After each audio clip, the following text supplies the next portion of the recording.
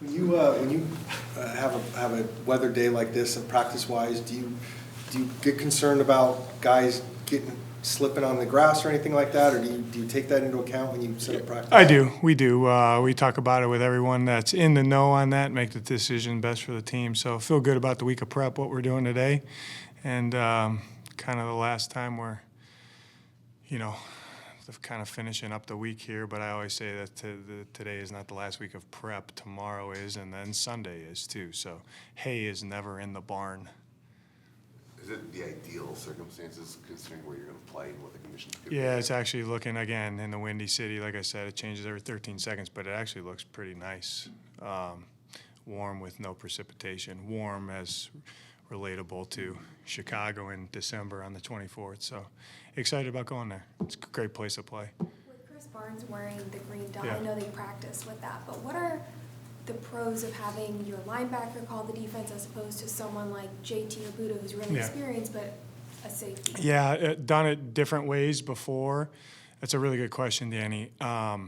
Honestly, you want the green dot to be in on most of the packages, and we play a lot of packages, so that plays into it. But I always said this with a safety, because we've done it like that.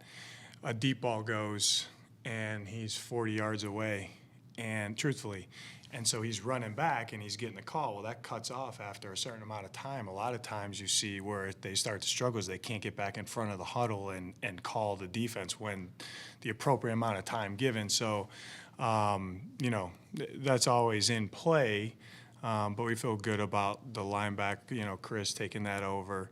This is now our third green dot, but we train them that way in camp and in OTAs, so they're all comfortable doing it. Chris can run the huddle, and he's in on almost every package. So when he's not in, then we'll signal or have the call in a different way. But you like the guy that's kind of closer to the line of scrimmage to kind of do it, because there's been issues at times with safeties doing it where they're way down the field and don't have time to get in the huddle and give it to them, and then they're panting. That's probably not going to come off good on film there. But so that's why we kind of do it.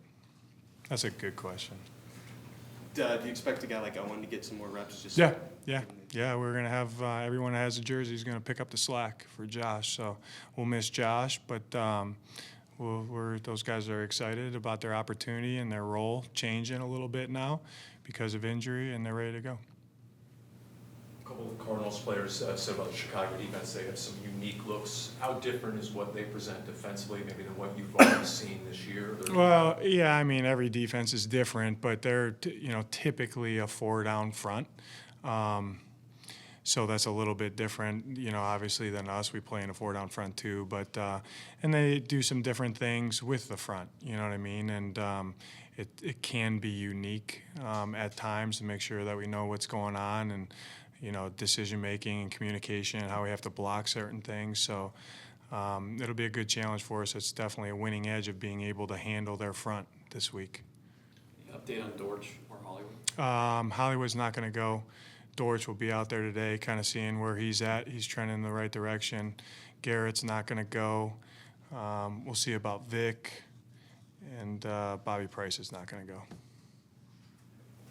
When Eberflus so well and vice versa, does that play into anything of you having maybe to break your own tendencies or think a little differently? No, that's why I even say, that it's a sign of a good coach now. Like when I turned on the tape this week, he's doing some different things than when I was with him. You know what I mean? And he's continued to adapt, as he's gotten, even when I left, when he stayed in India, and then when he got to Chicago, you look at year 1 to year 2, they're doing some different things because they got different players. And that's a sign of a good coach to me. So, but no, there's no tendencies by me, or, I'm not on the job long enough for any tendencies to happen. But except that in the production meeting, they said, you're the only head coach that hasn't thrown the red flag.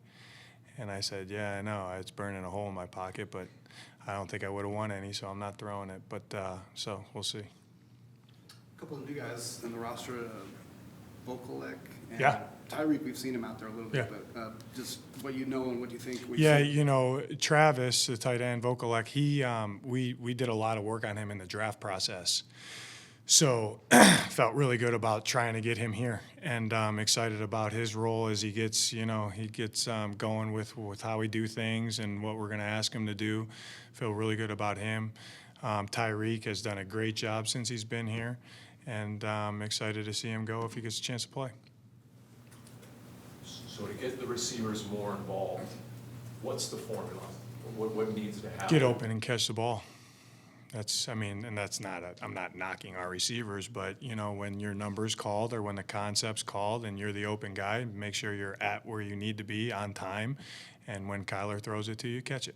How much of that is Kyler deciding where to go to, and how much of the 3 receivers getting open to the tight end? It's all 11, and it's, you guys, I tell you guys all the time, it's predicated on what the defense gives you too. They got to say too. So it's all 11 guys on offense. Also is how they defend you for that down. How much differently are defenses now defending Trey with just his production the last month plus?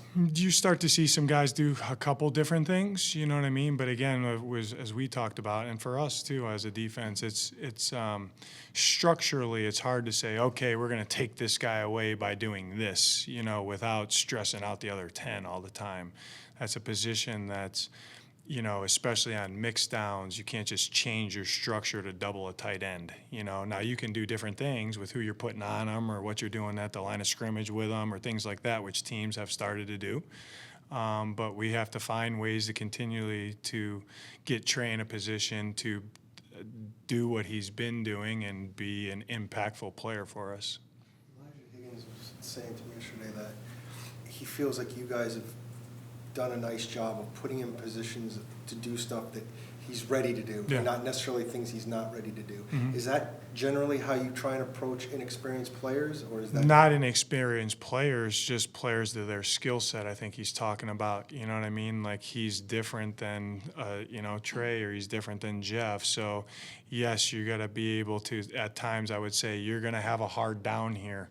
But as many times as we can keep those guys doing something that they're really comfortable, that fits their skill set, that's good coaching to me. So, we got to continually work to find ways to do that. But Higgy Bear has done a great job with, that's what I call him. I don't know why. I think he's probably mad at me. But I think he's done a really good job of, since he's gotten here, he's down the first couple of weeks learning our language. It was a new scheme for him, new position, but he does some interesting things in the run and pass game that was a great acquisition by Monty there in early September because, we obviously, you see we have confidence in him and he can play. When you are facing a quarterback who could beat a spy, what's the next level of defense after that? Yeah, it takes all 11. I mean, you got to change up ways how you rush them. As Flew would call it, well rushes. You got to have those. Learn that from him. Meaning you got to keep them in the well, But you got to give him different looks. You got to make sure that you got assets accounted towards him, without stressing out everybody else either. You know what I mean? So they got really good players on the perimeter. With Mooney and DJ and Cole. They got 2 good backs. I mean, so. It's going to be a healthy blend of making sure that we try to contain him, knowing that he's going to make his plays, and a healthy blend of making sure that their skill guys don't beat us.